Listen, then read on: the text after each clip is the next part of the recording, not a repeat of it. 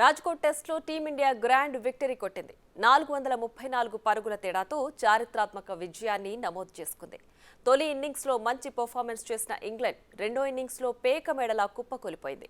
భారత స్పిన్నర్ల ధాటికి బ్రిటిష్ బ్యాటర్ల చాప చుట్టేశారు.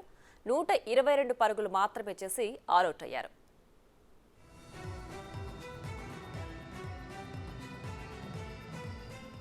యంగ్ సెన్సేషన్ యశస్వి జైస్వాల్ మరో ఫీట్ సాధించాడు. వరుసగా రెండో టెస్ట్ మ్యాచ్లో డబుల్ సెంచరీ సాధించాడు ఈ యువ బ్యాట్స్మెన్. ఇంగ్లీష్ బ్యాట్స్మెన్ను ఉతికారేస్తూ పరుగుల వరద పారిస్తూనే ఆడుతూ పాడుతూ డబుల్ సెంచరీ బాదేశాడు. రెండో టెస్ట్లో డబుల్ సెంచరీతో దుమ్మురేపిన యశస్వి ప్రస్తుతం జరుగుతున్న మూడో మ్యాచ్లో డబుల్ సెంచరీ సాధించాడు.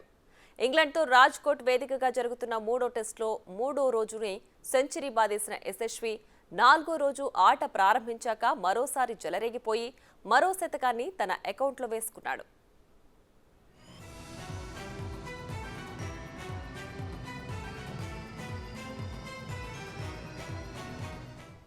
నిన్న 133 బంతుల్లో 9 ఫోర్లు 5 సిక్సర్లతో 104 పరుగులు చేసిన యశస్వి ఇబ్బందిగా ఉండడంతో రిటైర్డ్ హార్ట్గా వెనుతిరిగాడు. నిజానికి రెండో ఇన్నింగ్స్లో యశస్వి నిదానంగానే ఆరంభించాడు. కెప్టెన్ రోహిత్ శర్మ అవుట్ అయ్యాక కాసేపు ఆచితూచి ఆడాడు. తర్వాత సీన్ మార్చేశాడు. ఇంగ్లాండ్ బౌలర్లను ఆటాడుకున్నాడు. హిట్టింగ్తో చెలరేగాడు. కొన్ని రివర్స్ స్వీప్లతో ఇంగ్లీష్ స్పిన్నర్లకు చుక్కలు చూపాడు. 80 బంతుల్లో అర్ధ శతకం చేసిన యశస్వి సెంచరీకి 122 బంతుల్లోనే చేరుకున్నాడు. సెంచరీలో చివరి 75 పరుగులను కేవలం 49 బంతుల్లోనే చేశాడు జైస్వాల్.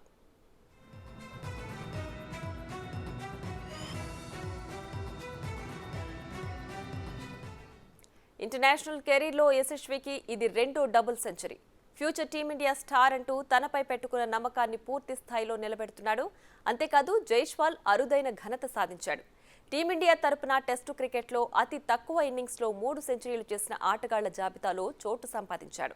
వీరేంద్ర సెహ్వాగ్, సంజయ్ మంజ్రేకర్ రికార్డులను సమం చేశాడు. వీరేంద్ర సెహ్వాగ్, సంజయ్లు 13 టెస్ట్ ఇన్నింగ్స్లో 3 సెంచరీలు చేశారు. జైస్వాల్ కూడా 13 ఇన్నింగ్స్లోనే 3 సెంచరీలు బాదాడు.